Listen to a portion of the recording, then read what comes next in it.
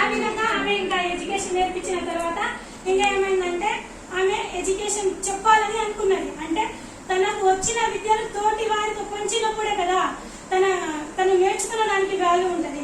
అప్పుడు ఆమె ఏం చేసిందంటే చెప్పడానికి వాళ్ళ అంటే చదువు చెప్పడానికి వెళ్ళిందన్నమాట. వాళ్ళ గ్రామంలో వెళ్ళేటప్పుడు ఇంకా వాళ్ళు ఫస్ట్ ఎవ్వరు పంపించలే పిల్లలని.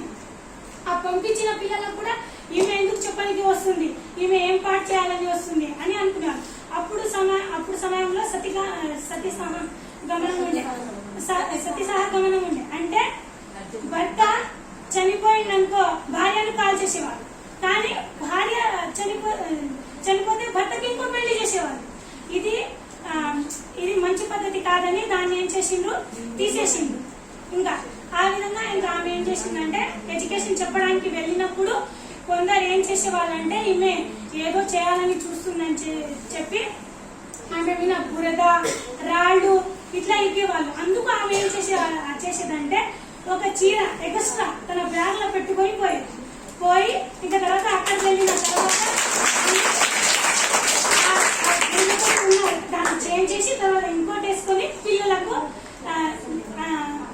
అనేది ఎడ్యుకేషన్ చెప్పేది. అంత మంచి ఆమెని